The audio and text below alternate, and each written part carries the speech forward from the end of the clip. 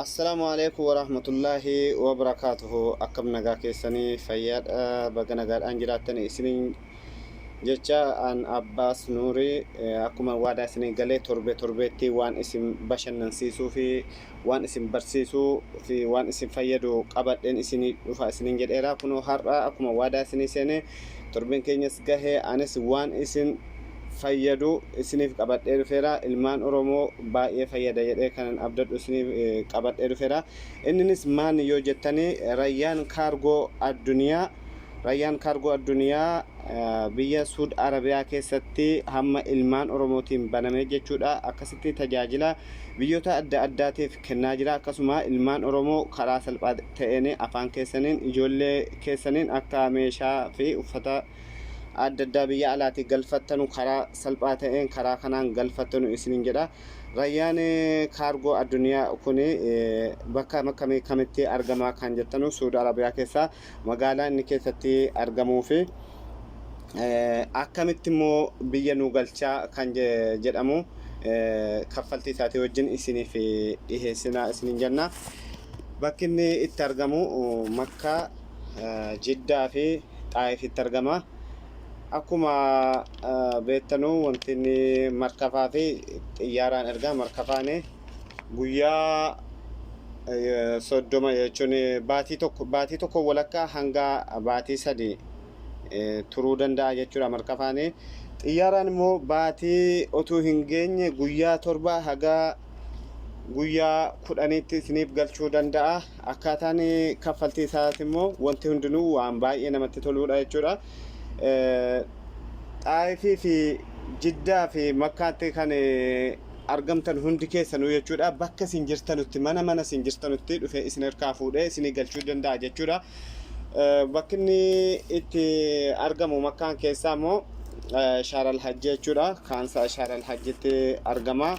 Akkasuma Jiddaan bakka hundayyuu bakki jirtanuu haala salphaadhaan mana keessanitti isin dhufa waan ta'eef makiinaa illee inni dhufee isin fuudhu makiinaan tola jechuudha. Yoo illee bakka sana dhaqeetan mazzanadhee manatti illee isiniif mazzanadhee tanin galcha kan jettanis faana dhaxxani jechuudha. Makiinuma jiraatiin kaffaltii tokko malee kan namatti tolu. Hammas immoo bakka biraati birrii 6-7 jara biraa immoo xiyyaaraan kan galu yoo dhibbaa ol ta'e yoo kiiloo dhibbaa ol ta'e birrii 4 shilingii yookaan saantima 50 yoo immoo dhibbaa gadi ta'e birrii 5 shilingiidha. Hundi keessanuu kaffaltiin kan Makkaas kan Jiddaas kan Xaa'ifis tokkuma jechuudha. Kanaan booda immoo warri immoo hamman galutti jettanuus kaffaltiin mastoodaa yookaan magaazinaa kaffaltii tokko malee jechuudha. Guyyaa 7 yookaan guyyaa 10 isiniif kaffaltii tokko malee tura. Yoo immoo kan asii biyya gale akka magaazina keessa ture maallaqa illee isin irratti hin daballe akka magaazina keessa ture maallaqa isinitti hin daballe lakkoofsa biyyaa isiniif kennama. Kanatti aansuudhaaf immoo warroonni asii kuruujinii taatanii galtanuu meeshaan keessanii natsaa isinii ba'a, tola isinii ba'a jechuudha biyya. Kanaafuu uummattoonni biyya Suud Arabiyaa keessatti Makka, Jiddaa fi Xaa'ifitti argamtan hundi keessanuu jechuudha. Gara kana lakkoofsa hamma isin kanaa gaditti isin agarsiisa. Lakkoofsa kana fayyadamtanii jechuudha. Ijoollee keenyatti bilbiltanii maqaan isaa kunoo Kaamil Kadir Ahmad jedhama. Lakkoofsa kana kan argattanu kana jechuudha. Isiniif hin guddisa.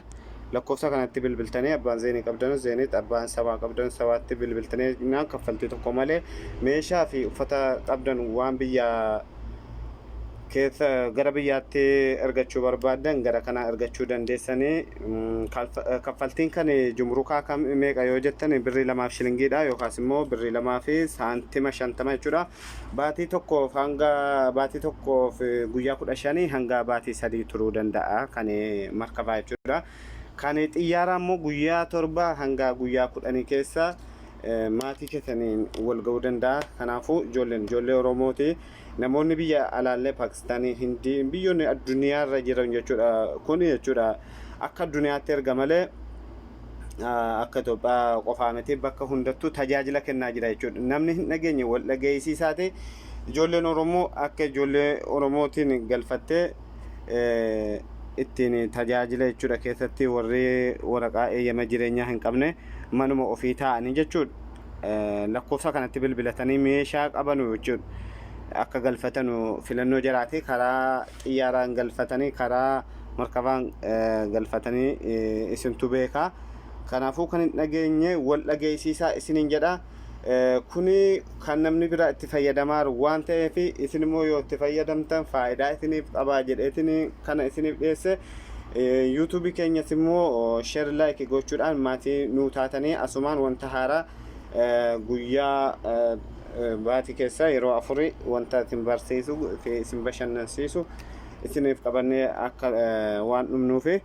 Kanaafuu isinis kana share walii godhaati waliif daddabarsaati. Lakkoofsa yoo isinii hin galle ta'e lakkoofsa akkuma argaa jirtan kana duwwaa 5 duwwaa 8 4 6 tokko duwwaa 5 9 taansemmoo lakkoofsi zeenii duwwaa 5 9 9 7 4 3 6 7 duwwaadha. Lakkoofsa kanatti bilbilattanii jechuudha. Mana keessanitti dhufanii isinii fuudhanii haala gaariidhaan meeshaan keessan karaa amansiisaadhaan otuu isin jala gosa tokko hin ta'in jechuudha shakkii tokko malee biyyatti isinii gala. Karaa ijoollee Oromoo kanaaf baay'ee gammachiisaadha isiniin jedha. Namoota hedduutu kana itti fayyadamaa jira. Paakistaanis ta'e Hindis ta'e Nigeeriyaa biyyoonni adda addaa biyyoonni addunyaa adda addaa jechuudha kanatti fayyadamaa jiranii.